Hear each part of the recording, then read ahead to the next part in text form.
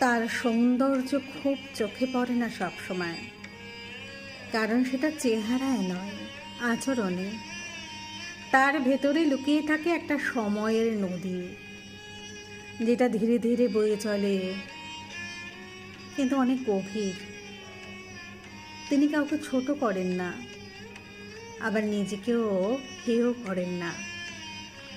তার শব্দগুলো মাপা, কিন্তু ওজনদার, যেন বুঝে শুনেই বলেন কখন কি বলা উচিত। তিনি হয়তো একা থাকেন, হয়তো সবার মাঝে থেকেও নিরিবিলি, কিন্তু কখনোই ভেঙে পড়েন না। তাকে ভালোবাসা লাগে না দয়া করে দিতে, তাকে ভালোবাসতে হয় শ্রদ্ধা দিয়ে, কারণ তিনি শুধু একজন নারী নন, তিনি জীবন নিজে।